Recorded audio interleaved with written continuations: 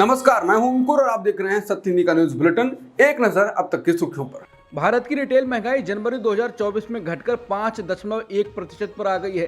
यह महंगाई का 3 महीने का निचला स्तर है। इससे पहले दिसंबर 2023 में महंगाई 5.69% रही थी।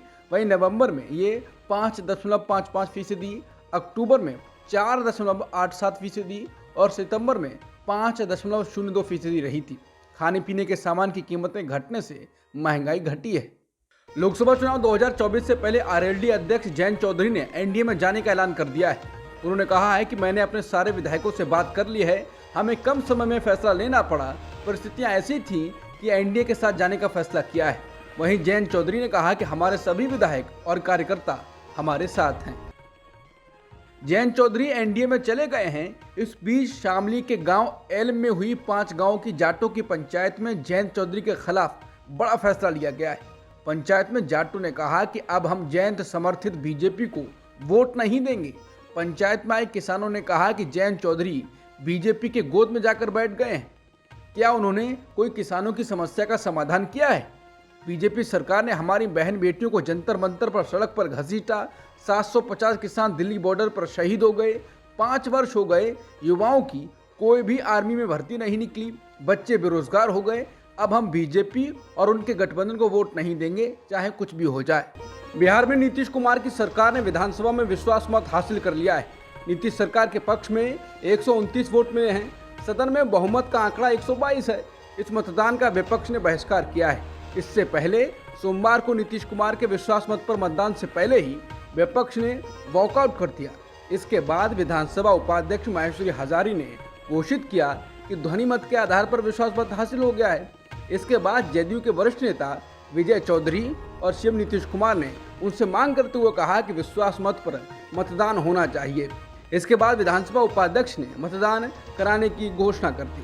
बिहार विधानसभा में सीएम नीतीश कुमार ने विश्वास प्रस्ताव पेश किया तो तेजस्वी यादव ने बीजेपी और जेडीयू को निशाने पर लिया। चर्चा की शुरुआत में तेजस्वी यादव ने कहा कि मोदी जी की गारंटी तो बहुत मजबूत गारंटी है। ये मोदी की गारंटी वालों, क्या मोदी जी गारंटी लेंगे कि ये फिर से पलटी नहीं मारेंगे? बताइए, मोदी जी की गारंटी वालों बताओ। नीतीश कुमार से तेजस्वी यादव ने कहा कि कम से कम एक बार तो बता देते, आप तो कुछ बताए भी नहीं। हम आपको कुछ कहे हैं, आप हमसे कहे होते तो हम बाहर से समर्थन दे दिए होते। तेजस्वी यादव बोले, मुख्यमंत्री जी, हम लोग समाजवादी परिवार के हैं। आप जो झंडा लेकर चले थे कि देश में मोदी जी को रोकना है, आपका भतीजा झंडा उठाकर बिहार में मोदी जी को रोकेगा। बिहार विधानसभा में बिहार के डिप्टी सीएम सम्राट चौधरी ने कहा कि आपको स्पष्ट तौर पर बताता हूं कि हमारे जो 5 विधायक गायब हुए हैं, एक एक का इलाज करूंगा। मीडिया रिपोर्ट्स में कहा जा रहा है कि बीजेपी और आरजेडी के कुछ विधायकों ने पाला बदला है। बता दें, आरजेडी के कुछ विधायकों ने पाला बदला तो बीजेपी के कुछ विधायक गायब रहे। महाराष्ट्र के पूर्व मुख्यमंत्री अशोक चौहान ने सोमवार को कांग्रेस से इस्तीफा दे दिया। राज्य में जल्द ही लोकसभा और राज्य विधानसभा चुनाव होने वाले हैं, लेकिन उससे पहले पार्टी को बड़ा झटका लगा है। चर्चा है कि अशोक चौहान भारतीय जनता पार्टी में शामिल हो सकते हैं। अशोक चौहान द्वारा पार्टी छोड़ने और बीजेपी की ओर जाने की चर्चाओं के बीच कांग्रेस ने हमला बोला है। कांग्रेस ने कहा कि विश्वासघातियों को यह एहसास नहीं है कि उनके जाने से उन लोगों के लिए बड़े पैमाने पर नए अवसर खुलते हैं जिनके विकास को उन्होंने हमेशा अवरुद्ध किया है। कांग्रेस महासचिव जयराम रमेश ने चौहान का नाम लिए बिना कहा, जब दोस्त और सहकर्मी उस राजनीतिक पार्टी को छोड़ देते हैं जिसने उन्हें बहुत कुछ दिया है, शायद उससे भी अधिक जितना वो हकदार थे, तो ये हमेशा पीड़ा का विषय होता है। रमेश ने कहा, इन विश्वासघातियों को यह एहसास नहीं है कि उनके बाहर निकलने से उन लोगों के लिए बड़े पैमाने पर नए अवसर खुलेंगे जिनके विकास को उन्होंने हमेशा अवरुद्ध किया है। सोमवार को कांग्रेस छोड़ने वाले को महाराष्ट्र के पूर्व मुख्यमंत्री अशोक चौहान ने कहा है कि उन्होंने सत्तारूढ़ भाजपा में शामिल होने पर अभी तक कोई फैसला नहीं किया है और 1-2 दिनों में अपने अगले राजनीतिक कदम पर फैसला करेंगे। महाराष्ट्र की सियासत में आज एक नया भूचाल आया। अभी तक एकजुट दिख रही कांग्रेस पार्टी को पिछले 1 महीने में राज्य में झटके पर झटके लग रहे हैं। पहले मिलिंद देवड़ा, फिर बाबा सिद्दीकी और अब पूर्व सीएम अशोक चौहान ने कांग्रेस छोड़ दी है। अशोक को राज्य की राजनीति में कांग्रेस के एक बड़े स्तंभ के तौर पर देखा जाता है। संभावना ये है कि अशोक चौहान बीजेपी में जा सकते हैं, लेकिन आखिर बीजेपी को चौहान में इतनी ज्यादा दिलचस्पी क्यों है? ऐसा इसलिए हो सकता है क्योंकि चौहान चर्चा में तब आए जब मोदी लहर के बावजूद साल 2014 के लोकसभा चुनाव में वो नांदेड़ लोकसभा सीट से जीत कर आए। खास बात यह है कि इस सीट के लिए तब के पीएम उम्मीदवार पीएम मोदी ने खूब प्रचार किया था। इसके बावजूद वहां नांदेड़ सीट अशोक चौहान के रसूख के चलते कांग्रेस ने अपना गढ़ बचा लिया। हालांकि 2019 के लोकसभा चुनाव में नांदेड़ से अशोक चौहान हार गए। सीट बीजेपी के प्रताप पाटिल के हाथ में चली गई थी। इसके बाद साल 2019 के विधानसभा चुनाव में वो सीट जीतकर वापस आए। जनसत्ता की रिपोर्ट के मुताबिक बीजेपी की दिलचस्पी की बात करें तो भले ही नांदेड़ लोकसभा सीट से पार्टी जीत गई, लेकिन 2024 के लिहाज से बीजेपी को पता था कि ये एक चुनौतीपूर्ण सीट है। इसलिए अशोक चौहान के बीजेपी से संपर्क की शुरुआत 2019 में ही शुरू हो गई थी। पिछले साल गणेश चतुर्थी के दौरान हुई डिप्टी सीएम देवेंद्र फडणवीस और अशोक चौहान की मुलाकात काफी अहम थी। सूत्रों का कहना था कि उसी दौरान दोनों के बीच टकराव खत्म करने की शुरुआत हो गई थी। उत्तराखंड के सीएम पुष्कर सिंह धामी ने सोमवार को बनभूलपुरा में थाना बनाने की बात कही है। धामी बोले, बनभूलपुरा की जिस जगह पर अतिक्रमण था उसे हटाया गया है। वहां से कई एकड़ जमीन निकली है। जिस भूमि पर आगजनी हुई, पथराव हुआ, जहां उपद्रव हुआ, जहां पुलिस के साथ सारे कानून तोड़ने का काम किया गया, मैं ऐलान करता हूं कि उस स्थान पर पुलिस थाना बनाया जाएगा। कांग्रेस नेता राहुल गांधी ने केंद्र पर निशाना साधते हुए दावा किया कि देश में लोगों को रोजगार नहीं मिल रहा है और वो महंगाई का प्रकोप झेल रहे हैं।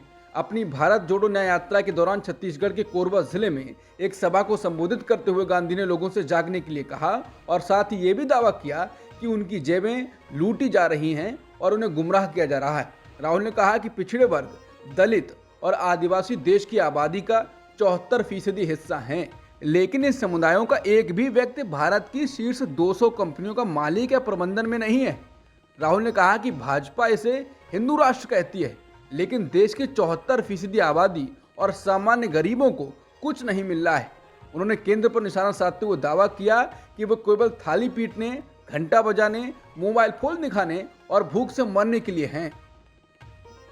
पीएम मोदी ने सोमवार को कहा कि उनकी सरकार ने अपने 10 सालों में पिछली सरकार की तुलना में 1.5 गुना अधिक नौकरियां दी हैं। मोदी ने भर्ती प्रक्रिया को पूरा करने में अत्यधिक लंबा समय लेने के लिए पिछली सरकार की आलोचना की और कहा कि इससे रिश्वतखोरी को बढ़ावा मिलता है।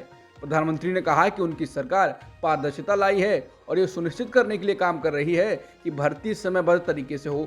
उन्होंने कहा कि युवाओं को अब विश्वास है कि उन सभी के पास समान अवसर हैं और वो कड़ी मेहनत और प्रतिभा के माध्यम से सरकारी तंत्र में अपने लिए जगह पा सकते हैं। पंजाब में चला किसानों का 10 किलोमीटर लंबा काफिला जैसे जैसे दिल्ली की ओर बढ़ रहा है, दिल्ली और हरियाणा में सख्तियां बढ़ती जा रही हैं। दिल्ली पुलिस आयुक्त संजय अरोड़ा ने सोमवार को कहा कि किसानों को 13 फरवरी को दिल्ली मार्च के आह्वान को देखते हुए पूरी दिल्ली में धारा 144 लागू कर दी गई है। दिल्ली के हरियाणा और यूपी से लगती सीमाओं को सील कर दिया गया है। दिल्ली पुलिस के आदेश के मुताबिक किसानों के मार्च से पहले सभा, रैलियों और जुलूसों पर रोक लगा दी गई है।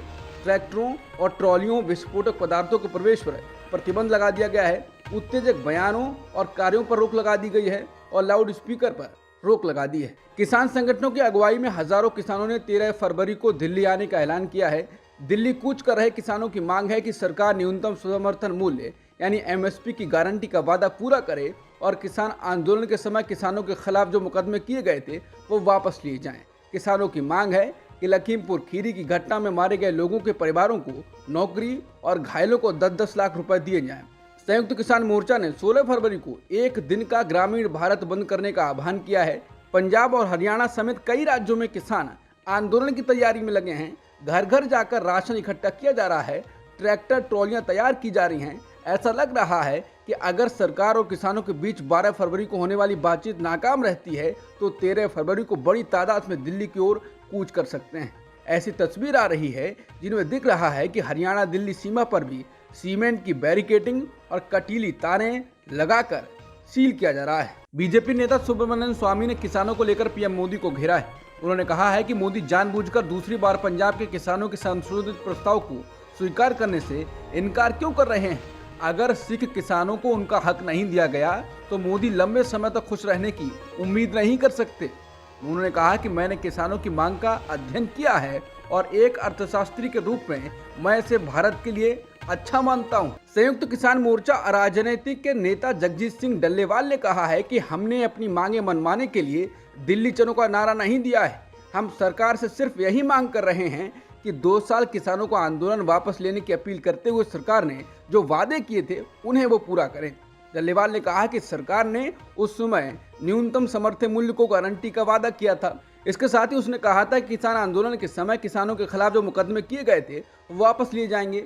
साथ ही लखीमपुर खीरी की घटना में मारे गए लोगों को परिवारों को नौकरी और घायलों को 10-10 लाख रुपए देने का वादा किया गया था। पंजाब से चला किसानों का 10 किलोमीटर लंबा काफिला जैसे जैसे दिल्ली की ओर बढ़ रहा है, हरियाणा में सख्तियां बढ़ती जा रही हैं। हरियाणा सरकार ने 2 प्रमुख स्टेडियमों को अस्थायी जेलों में बदल दिया है। सिरसा में चौधरी दलबीर सिंह इंडोर स्टेडियम और डबवाली में गुरु गोविंद सिंह स्टेडियम किसानों के मार्च के दौरान किसी भी अप्रिय घटना की स्थिति में उनके लिए अस्थायी हिरासत केंद्र के रूप में काम करेंगे। राज्य के 6 जिलों में इंटरनेट बल्कि SMS पर पहले ही पाबंदी लग चुकी है। हरियाणा ने पंजाब से लगती अपनी सारी सीमाएं सील कर दी हैं। हरियाणा दिल्ली सीमा पर कटीले तारे, नुकीले कीलें किसानों को रोकने के लिए बिछा दी गई हैं, लेकिन किसान इससे बेपरवाह बड़े चले जा रहे हैं। किसानों को लेकर राहुल गांधी बोले हैं कि दिन रात झूठ की खेती करने वाले मोदी ने 10 वर्षों में किसानों को सिर्फ ठगा है। दोगुनी आमदनी का वादा कर मोदी ने अन्नदाताओं को MSP के लिए तरसा डाला। महंगाई तले दबे किसानों को फसलों का सही दाम नहीं मिलने के कारण उनके कर्जे 60% बढ़ गए। नतीजा लगभग 30 किसानों ने अपनी जान गंवाई। राहुल ने कहा कि धोखा जिसका USP हो वो MSP के नाम पर किसानों के साथ सिर्फ राजनीति कर सकता है, न्याय नहीं। राहुल ने कहा कि किसानों की राह में कीलें बिछाने वाले भरोसे के लायक नहीं हैं। इनको दिल्ली से उखाड़ फेंको, किसान को न्याय और मुनाफा कांग्रेस देगी। आम आदमी पार्टी ने किसानों को दिल्ली आने से रोकने के लिए सरकार के द्वारा किए गए इंतजाम पर निशाना साधा है। आम आदमी पार्टी ने कहा कि क्या मोदी जी देश के किसानों के खिलाफ युद्ध लड़ने जा रहे हैं? ये कंक्रीट की दीवारें, ये बैरिकेड, ये कंटेनर, ये सुरक्षा बलों की तैनाती, देश के अन्नदाता किसानों को रोकने के लिए ऐसी घटिया हरकतें मोदी जी को कायर तानाशाह साबित करती हैं। कांग्रेस नेता सुप्रिया सुनीत ने कहा है कि मोदी की गारंटी की बात हो रही है, लेकिन जो 2014 से पहले गारंटी दी गई थी वो जुमले निकले, जैसे सालाना 2 करोड़ रोजगार, 15 लाख सबके खाते में, 100 दिन में काला धन वापस, पेट्रोल डीजल 35 रुपए प्रति लीटर, 2022 तक किसानों की आय दोगुनी, 2022 तक 5 ट्रिलियन इकोनॉमी, 2022 तक सभी के सिर पर छत, 2022 तक 100 स्मार्ट सिटी। ये सब जुमले निकले और ऐसे ही जुमले फिर बोले जा रहे हैं।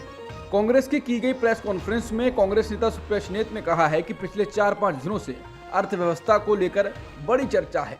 ये सरकार 10 साल से सत्ता में रही है, लेकिन सरकार के पास 10 साल सत्ता में रहने के बाद भी पिछली सरकार का लेखा जोखा दे रही है। अपनी सरकार का रिपोर्ट कार्ड दिखाने की हैसियत नहीं है। लेकिन मैं मोदी सरकार को खुली चुनौती देती हूँ, वो अपने बनाए मानक पर कांग्रेस और बीजेपी सरकार के 10 साल के आंकड़े रखकर देख लें। दूध का दूध पानी का पानी हो जाएगा, लेकिन मोदी सरकार में ऐसा करने की हैसियत और हिम्मत नहीं है। कांग्रेस अध्यक्ष मल्लिकार्जुन खड़गे ने कहा कि RSS के लोग अंग्रेजों के एजेंट थे। इनके नेता खुलेआम कहते थे अंग्रेजों की मदद करो, फौज में भर्ती हो, अंग्रेजों की नौकरी करो। खड़गे ने कहा कि भारत छोड़ो आंदोलन के समय ये गांधी जी और देश के साथ नहीं थे, बल्कि अंग्रेजों की मदद कर रहे थे। क्या ऐसे लोग देशभक्त हो सकते हैं? राहुल गांधी की भारत जोड़ो न्याय यात्रा को उत्तर प्रदेश में छोटा किया जा सकता है। एक रिपोर्ट के अनुसार यूपी में यात्रा में कुछ दिनों की कटौती की जाएगी और इसके मुंबई में करीब 1 सप्ताह पहले खत्म होने की संभावना है। ये यात्रा फिलहाल छत्तीसगढ़ में है। राहुल गांधी ने जनवरी के मध्य में मणिपुर से यात्रा शुरू की है। इस यात्रा को मुंबई तक 6700 किलोमीटर से ज्यादा की दूरी तय करनी है। बस से और पैदल होने वाली 66 दिनों की यात्रा 15 राज्यों की 100 लोकसभा संसदीय क्षेत्र और 337 विधानसभा क्षेत्र से गुजर रही है। यात्रा को इस सप्ताह उत्तर प्रदेश में प्रवेश करना है। यूपी में इस यात्रा को पहले 11 दिन रहना तय था, लेकिन रिपोर्ट है कि अब इसमें बदलाव किया गया है। द इंडियन एक्सप्रेस ने सूत्रों के हवाले से खबर दी है कि यात्रा अब पश्चिमी यूपी के अधिकांश जिलों को छोड़ देगी और मध्य प्रदेश में प्रवेश करने से पहले सीधे लखनऊ से अलीगढ़ और फिर पश्चिमी यूपी में आगरा तक यात्रा करेगी। कांग्रेस नेता राहुल गांधी की भारत जोड़ो न्याय यात्रा छत्तीसगढ़ पहुंची है। छत्तीसगढ़ के कोरबा में आम लोगों को संबोधित करते हुए राहुल गांधी ने कहा कि श्री राम मंदिर के प्राण प्रतिष्ठा में एक भी गरीब मजदूर नहीं दिखा, बल्कि अरबपति, अंबानी और अडानी दिखे। राहुल गांधी ने कहा कि राम मंदिर की प्राण प्रतिष्ठा हुई, आपने भी देखा कि आपको उसमें एक भी गरीब दिखा? मुझे अमिताभ बच्चन दिखे, ऐश्वर्या राय दिखी, अडानी दिखे, अंबानी दिखे, सारे के सारे बिजनेस वाले दिखे, लेकिन मुझे एक गरीब बंदा उसमें नहीं दिखा। एक किसान नहीं दिखा, एक मजदूर नहीं दिखा, एक बेरोजगार नहीं दिखा, एक छोटा दुकानदार नहीं दिखा, एक चाय वाला नहीं दिखा, लेकिन सारे अरबपति दिखे। वहाँ अंबानी जी भाषण दे रहे हैं, उनकी पत्नी भाषण दे रही थी और उनके बच्चे भाषण दे रहे हैं। झारखंड के पूर्व मुख्यमंत्री हेमंत सोरेन के वकील कपिल सिब्बल ने झारखंड हाईकोर्ट से ईडी को लेकर बहुत कुछ बोला है। उन्होंने कहा कि सोरेन को जमीन से संबंधित कथित धन शोधन मामले में ईडी ने गिरफ्तार किया था, लेकिन एजेंसी अब उन मामलों की जांच कर रही है जो इससे संबंधित ही नहीं है। सिब्बल ने कहा कि एक मौजूदा सीएम को गिरफ्तार कर लिया गया, हम यहाँ आज़ादी की बात कर रहे हैं, ये बेहद परेशान करने वाला है। उन्होंने कहा कि अब ईडी उनसे बिना संबंधित मामलों पर जांच कर रही है। सिब्बल ने सोरेन की गिरफ्तारी को चुनौती देने वाली रिट याचिका पर सुनवाई कर रही बेंच को ये जानकारी दी। मणिपुर के मुख्यमंत्री एन बीरेंद्र सिंह ने राज्य के मौजूदा हालात को अस्तित्व और पहचान की लड़ाई बताया। बीरेंद्र सिंह ने राज्य के सामने आने वाले संकट को दूर करने की जरूरत पर जोर दिया। उन्होंने कहा कि हम संकट के दौर से गुजर रहे हैं। आज हम जिस संकट का सामना कर रहे हैं वो अस्तित्व और पहचान के लिए संकट है। सदियों से विरासत में मिली संपत्तियां और पहचान अब कुछ राजनेताओं की दूरदर्शिता की कमी के कारण असुरक्षित हो गई हैं। हमारी आज पीढ़ी असुरक्षित है, इसलिए सरकार आपके भविष्य को सुरक्षित बनाने के लिए काम कर रही है। उत्तराखंड के हल्द्वानी में प्रशासन के जरिए एक कथित अवैध मदरसे को गिराए जाने के बाद 8 फरवरी को हुई हिंसा के मामले में 25 और लोगों को गिरफ्तार किया गया है। अब तक इस मामले में कुल 30 गिरफ्तारियां हो चुकी हैं। नैनीताल के वरिष्ठ पुलिस अधीक्षक प्रहलाद मीणा ने कहा कि कुल गिरफ्तार किए गए लोगों की संख्या 30 हो गई है और मुख्य आरोपी अब्दुल मलिक को जल्द ही पकड़ लिया जाएगा। बता दें, गुरुवार को हल्द्वानी के बनभूलपुरा में एक मदरसे को गिराने के बाद हिंसा भड़क गई थी। प्रशासन का कहना है कि यह मदरसा अवैध जमीन पर बनाया गया था और अतिक्रमण हटाने की प्रक्रिया में ये गिराया गया। इस हिंसा में कई लोग घायल हुए और कई लोगों की मौत भी हो गई। कतर ने जासूसी के आरोप में मौत की सजा पाए 8 भारतीय नौसेना के दिग्गजों को रिहा कर दिया है। भारतीय नौसेना के 8 पूर्व कर्मियों में से 7 अब भारत लौट आए हैं। रिहाई और जासूसी के आरोपों से मुक्त करने के मामले को भारत और कतर के बीच एक महत्वपूर्ण राजनयिक सफलता के तौर पर देखा जा रहा है।